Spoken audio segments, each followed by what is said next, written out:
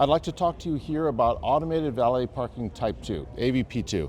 Now the difference between AVP2 and AVP1, normal automated valet parking type 1, is in AVP1, the car has the intelligence and uses its own sensors.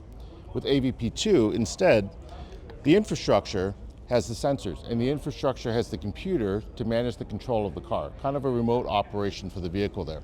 So the typical use case people think about is the person pulls up to a garage, gets out, and now the garage takes over using its own sensors to detect obstacles, but also to safely and precisely move that vehicle, and now to be able to bring that vehicle to a specific spot. Well, the question is, if you have AVP1, the car has the intelligence, why do you need AVP2?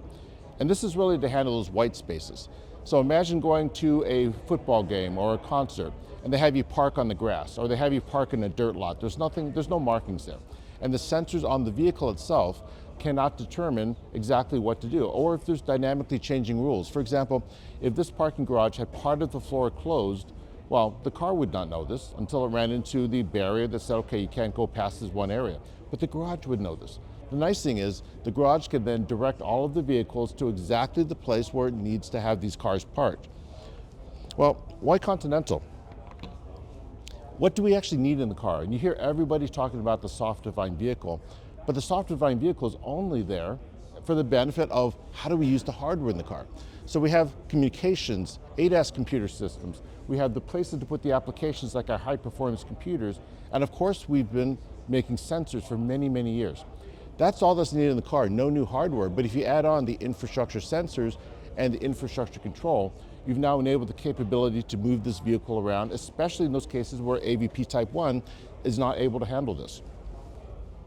But why is this interesting? Because it may take some years, of course, before parking garages are all equipped. Well, our vehicle manufacturers, our primary customers, are very excited about this. And the reason why they're excited is before you get into your brand new car, when you buy a new car, typically 10 people or more have driven your car before this, 10 different humans, moving it from one place in the factory to another, moving it onto these large cargo ships, thousands of cars, and all of these people driving the car up, taking a shuttle or running back down, doing it again. Well, with AVP2, we can equip this area with sensors, and now we can use one computer system to move all of the cars simultaneously. You avoid that double movement of people in, people out, people in, people out. All the cars just move in. And now you can do this much more precisely, more safely, more accurately, and also saving cost and saving time overall. And this is why even before the car is ever sold to an end consumer, we believe AVP2 can provide a fantastic benefit, and Continental is here to be able to provide that end-to-end system or any of the components that our automotive customers would need to have from us.